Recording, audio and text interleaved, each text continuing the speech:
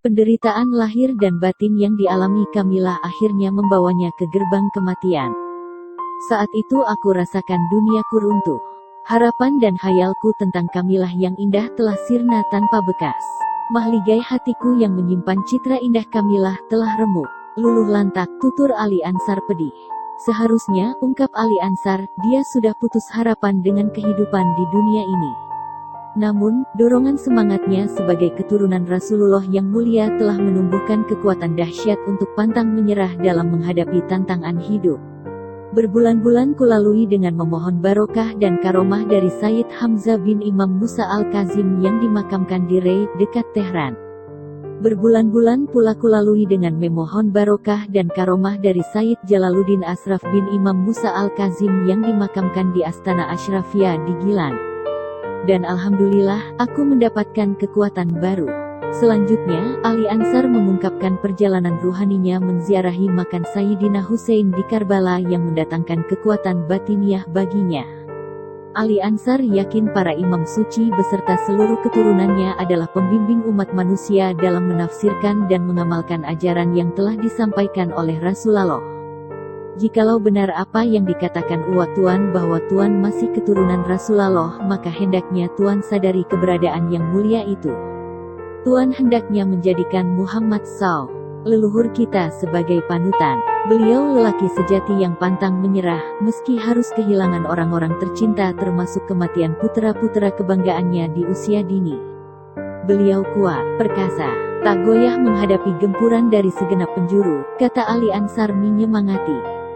Entah akibat kepandaian Ali Ansar berbicara, atau karena sedang dalam keadaan sedih dan butuh penguat jiwa, Abdul Jalil merasakan getar kebanggaan menguasai dada ketika ia menyadari di dalam dirinya mengalir darah Rasulullah dan para ulama dari golongan Alawiyin. Hidup mereka selalu digempur oleh serbuan api bala, namun mereka tidak pernah menyerah bahkan menjadikan mereka sebagai orang-orang mulia yang dekat dengan Al-Halik. Getar kebanggaan yang memenuhi dada itu mendorong Abdul Jalil untuk melakukan ziarah ke makam Rasulullah sekaligus menunaikan ibadah haji. Keputusan Abdul Jalil untuk berziarah ke makam Rasulullah pada musim haji mendatang disambut gembira oleh Ali Ansar. Sambil menepuk-nepuk bahu Abdul Jalil, dia berkata, dengan berziarah ke makam Rasulullah, berarti Tuan telah kembali kepada sumber Tuan yang sejati. Mudah-mudahan kita dapat berjumpa di sana pada musim haji mendatang, ujarnya dengan mata berbinar-binar. Keakraban Abdul Jalil dan Ali Ansar semakin erat. Hal itu terjadi bukan saja karena Ali Ansar memiliki pengetahuan yang luas tentang berbagai hal, melainkan yang tak kalah penting adalah karena sahabatnya, Ahmad Et-Tawalud, sedang pergi berlayar ke berbagai negeri mengurus perniagaannya. Abdul Jalil ditinggalkan sendirian di rumahnya yang megah di Baghdad. Ia hanya ditemani beberapa pelayan. Kesendirian di tengah semarak kota Baghdad itulah yang mendekatkan hubungan mereka.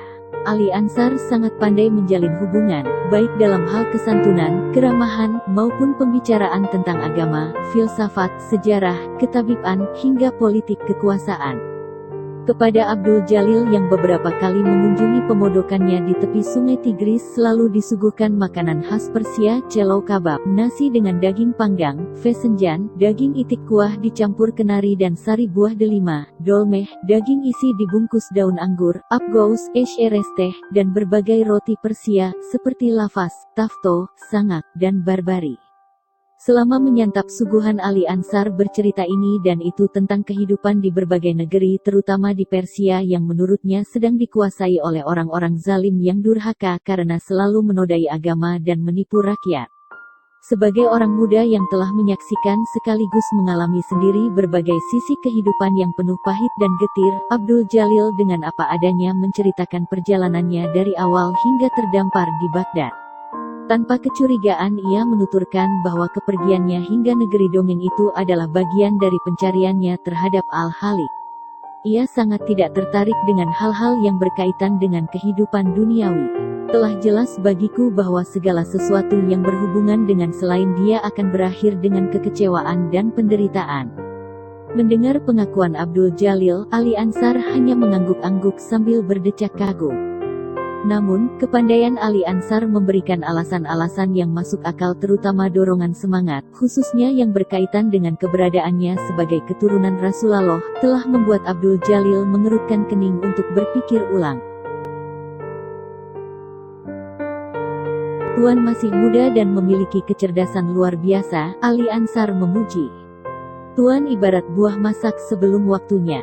Namun, Tuan harus selalu ingat bahwa nenek kita Muhammad adalah pejuang kemanusiaan agung yang rela berkorban apa saja demi tugas sucinya. Berbelas tahun beliau menyepi sendiri di Gua Hira untuk mencari kebenaran sejati. Setelah beliau menemukan kebenaran sejati, terutama dalam peristiwa agung Isra wa Miraj, di mana beliau telah berhadapan langsung dengan Allah, ternyata tidak membuat beliau terputus dengan kehidupan duniawi. Beliau tidak menjadi pertapa yang mengasingkan diri. Beliau justru kembali ke kehidupan dunia dengan mengemban tugas suci darinya, berjuang menegakkan kebenaran agamanya, memimpin umat ke jalannya, menjadi teladan umat manusia, menjadi kepala keluarga, dan bahkan menjadi panglima tinggi perang bagi umatnya. Selain berkisah tentang Rasulullah, Ali Ansar juga menuturkan keteladanan para Alawiyin keturunan Rasulullah, baik dari galur Sayyidina Hasan maupun dari Sayyidina Hussein. Tanpa kenal lelah, ungkapnya, para Alawiyin menyampaikan ajaran Rasulullah ke berbagai negeri. Kekalahan para keturunan dan pengikut Sayyidina Ali dari si iblis besar Muawiyah dan keturunannya tidak menjadikan mereka patah semangat.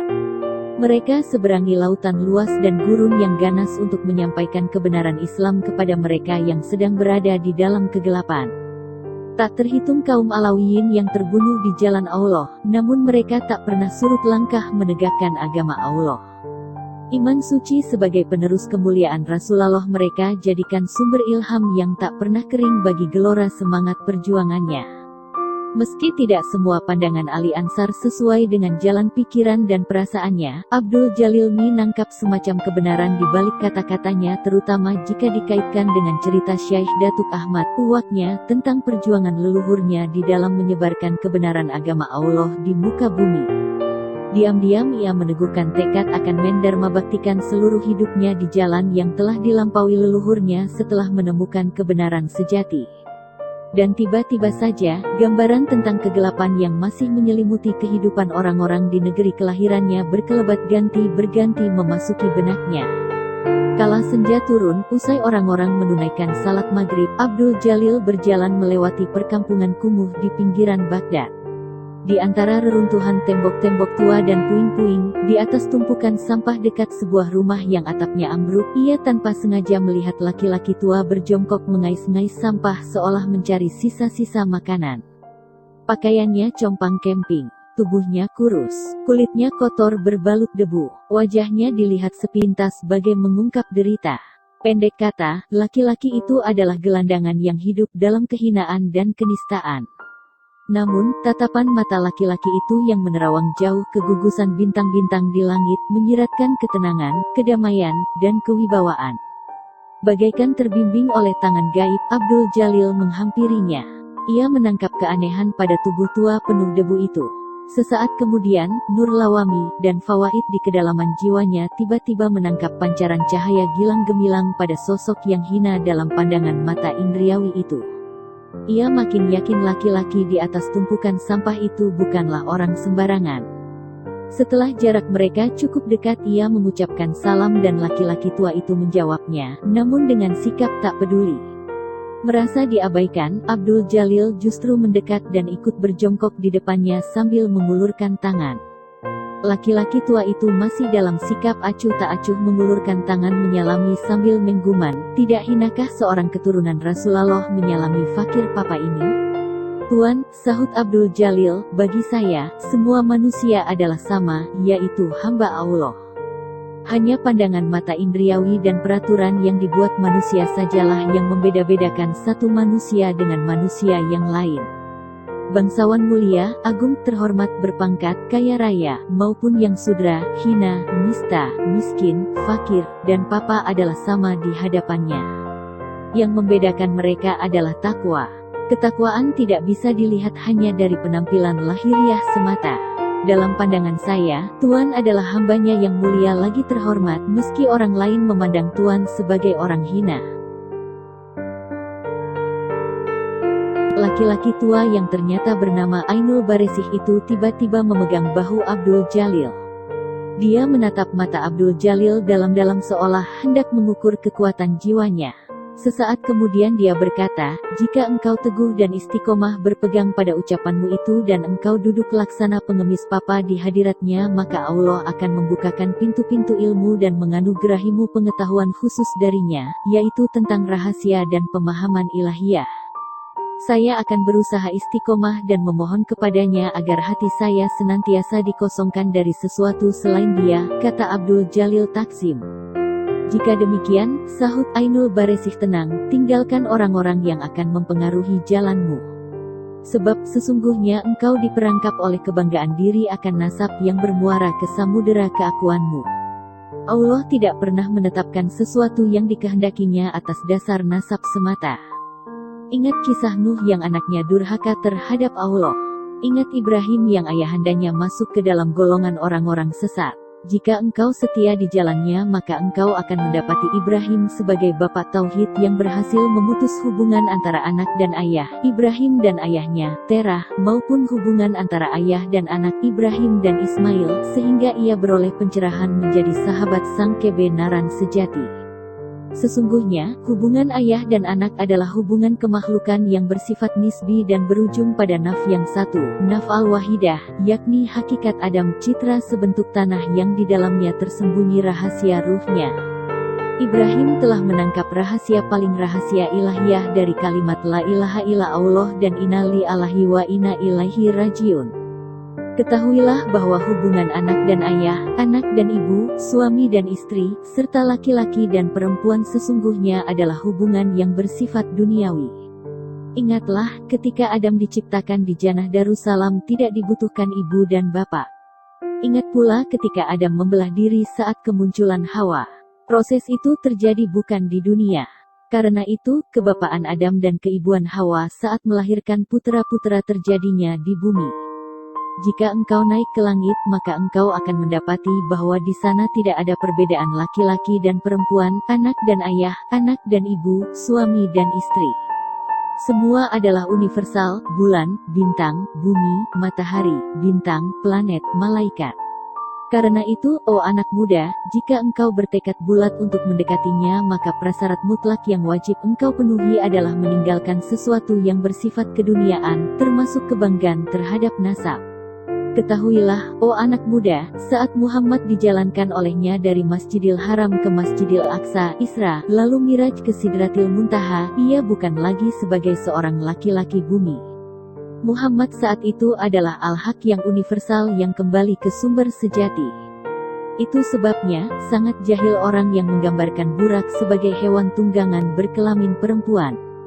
Burak adalah makhluk universal, tidak jantan dan tidak betina. Hanya pikiran keduniaan manusia sajalah yang menghayalkan segala sesuatu yang universal identik dengan kebumian yang parsial. "Saya paham, Tuan," sahut Abdul Jalil Taksim. "Karena itu, hatimu harus hancur dari segala hal duniawi jika engkau menghendaki keakraban dengannya," kata Ainul Baresih yang tiba-tiba saja berdiri kemudian membalikkan badan. Abdul Jalil termangu-mangu menatap kepergian Ainul Baresih hingga tubuhnya lenyap ditutupi kegelapan malam.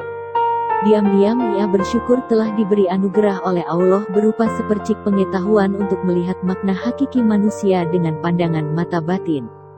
Pancaran nur lawami dan pemahaman fawaid di kedalaman samudera kesadarannya telah dapat menyaksikan citra agung seorang kekasih Allah yang memancarkan cahaya gilang gemilang dari seorang gelandangan seperti Ainul Baresih. Padahal orang-orang terhormat dan dipuja-puja seperti Syekh Abu Syar As-Sulmi justru membiaskan citra seorang hewan. Ah, pikir Abdul Jalil, betapa menakjubkan Allah yang menebarkan tirai rahasia untuk menghijab kekasihnya dari pengetahuan duniawi.